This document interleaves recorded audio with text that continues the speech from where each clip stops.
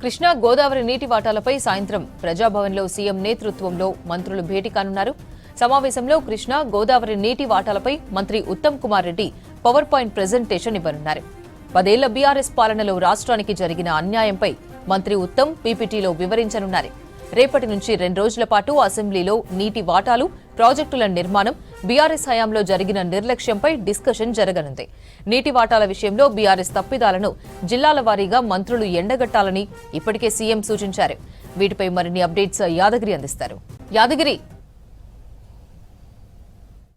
ఎల్లుండి 2 రోజుల పాటు కూడా అసెంబ్లీలో నీటి వాటాలకు సంబంధించి గత 10 ఏళ్ల కాలంలో బీఆర్ఎస్ హయాంలో నీటి వాటాలు ఎట్లా ఇచ్చారు, తెలంగాణకు ఎట్లా అన్యాయం జరిగింది అనే దానిపైనే వాడివేడి చర్చ జరిగే అవకాశం అయితే ఉంది. ఇప్పటికే దీనికి సంబంధించి ప్రకటించారు కాబట్టి రేపు ఎల్లుండి ఈ 2 రోజుల పాటు కూడా కృష్ణా గోదావరి ఈ 2 నీళ్లకు సంబంధించిన దాంట్లో తెలంగాణకు ఎంత అన్యాయం జరిగింది అనే దాని మీద పవర్ పాయింట్ ప్రజెంటేషన్ అసెంబ్లీ సాక్షిగా ప్రజలకు పూర్తి స్థాయిలో ఎట్లా అన్యాయం జరిగింది అనేది చెప్పేందుకు ప్రభుత్వం సిద్ధమవుతుంది.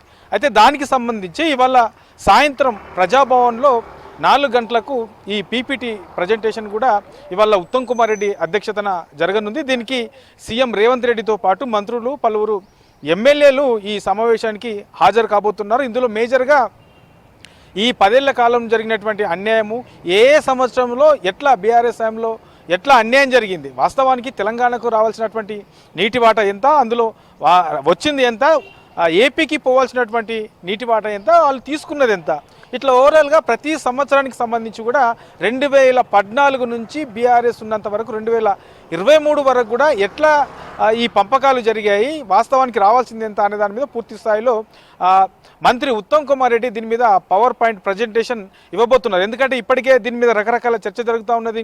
బీఆర్ఎస్ సంబంధించినటువంటి నేతలు దీని మీద రకరకాల మాటలు కూడా మాట్లాడుతూ ఉన్నారు.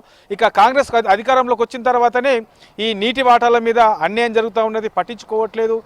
గత 10 ఏళ్ల కాలంలో మేము అలాంటి అన్యాయం జరగకుండా కాపాడగలిగాం, పోరాడామని చెప్పేసి బీఆర్ఎస్ చెప్తా ఉన్నది. కాబట్టి దానికి కౌంటర్గా ఆ 10 ఏళ్ల కాలంలో బీఆర్ఎస్ ఎట్లా నిర్లక్ష్యం వహించింది, ఇప్పుడు ఆ మాటను ఎట్లా మారుస్తూ మళ్ళీ మిగతా మాటలు మాట్లాడుతూ ఉన్నారనే దాని మీద పూర్తి స్థాయిలో ఇవాళ సాయంత్రం దీని మీదనే పవర్ పాయింట్ ప్రజెంటేషన్ ఉంటుంది. కాబట్టి దానికి సంబంధించి మంత్రులందరూ హాజరు కావాలి, తర్వాత ఎమ్మెల్యేలు కూడా హాజరు కావాలని చెప్పేసి ఇప్పటికే సూచించారు. కాబట్టి ఇవాళ సాయంత్రం దీని మీద పూర్తి స్థాయిలో రేపు ఎల్లుండి 2 రోజుల పాటు అసెంబ్లీలో జరిగే ఈ సమావేశాల్లో ఎట్లాంటి బీఆర్ఎస్ ఎట్లా చేసింది, ఎట్లా వ్యవహరించాలి, ఈ అసెంబ్లీలో పవర్ పాయింట్ ప్రజెంటేషన్ ఇచ్చేటప్పుడు మంత్రులు కానివ్వండి, ఎమ్మెల్యేలు కానీ ఎట్లా వ్యవహరించాలి, ఇట్లా ఈ అన్నిటి అంశాల మీద కూడా ఇవాళ ఏదైతే ప్రజాభవన్లో సమావేశం జరుగుతుందో ఆ సమావేశంలో పవర్ పాయింట్ ప్రజెంటేషన్తో పాటు అసెంబ్లీలో వ్యవహరించాల్సినటువంటి తీరు, అక్కడ అవలంబించాల్సినటువంటి స్ట్రాటజీకి సంబంధించి దాని మీద ఇవాళ చర్చించుకొని దాని మీద నిర్ణయం తీసుకునే అవకాశం అయితే ఉంటుంది. ఇది కృష్ణా గోదావరి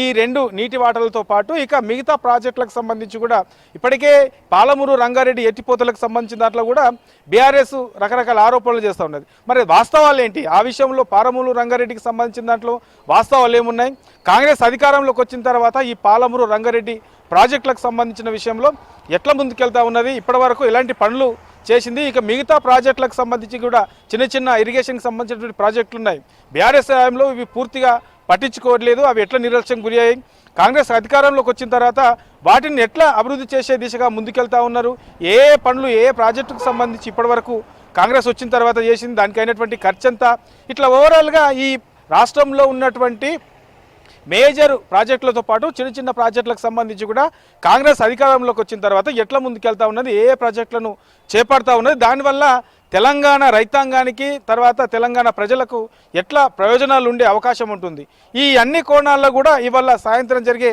పవర్ పాయింట్ ప్రజెంటేషన్లో ఉత్తమ్ కుమార్ రెడ్డి మంత్రులకు ఎమ్మెల్యేలకు వివరించనున్నారు. ఆ తర్వాత రేపు ఎల్లుండి 2 రోజుల పాటు జరిగే అసెంబ్లీ సమావేశాల్లో వీటి మీదనే వాడివేడి చర్చ జరిగే అవకాశం ఉంటుంది. కాబట్టి ఇక బీఆర్ఎస్ అసెంబ్లీలో లేవనెత్తే అంశాలకు ప్రతి ఒక్క దానికి కూడా ఇరిగేషన్ విషయంలో ఎక్కడ కూడా కాంప్రమైజ్ కాకుండా ప్రతి ఒక్క దానికి కూడా కౌంటర్ ఇచ్చే విధంగా, దానికి ధీటుగా సమాధానం చెప్పే విధంగా రెడీ కావాలని చెప్పేసి ఇప్పటికే సీఎం రేవంత్ రెడ్డి కూడా మంత్రులకు ఎమ్మెల్యేలకు సూచించారు. కాబట్టి ఆ దిశగానే ఇవాళ సాయంత్రం జరిగే సమావేశంలో ప్రజాభవన్లో జరిగే ఈ సమావేశంలో ఈ అన్ని ప్రాజెక్టులకు సంబంధించినటువంటి పవర్ పాయింట్ ప్రజెంటేషన్తో పాటు అసెంబ్లీలో అసెంబ్లీలో వ్యవహరించాల్సిన తీరు పైన స్ట్రాటజీ పైన చర్చించి దాని మీద నిర్ణయం తీసుకునే అవకాశం ఉంటుంది. ఇక రేపు ఎల్లుండి 2 రోజుల పాటు కూడా ఈ నీళ్ల వాటాలకు సంబంధించిన దాని మీదనే పెద్ద ఎత్తున చర్చ జరిగే అవకాశం ఉంటుంది. ఆ అసెంబ్లీ సాక్షిగానే ప్రజలకు కూడా 10 ఏళ్ల కాలంలో జరిగినటువంటి నీళ్ల విషయంలో జరిగినటువంటి అన్యాయాన్ని ప్రజలకు చెప్పే అవకాశం అయితే ఉంటుంది. అపర్ణ.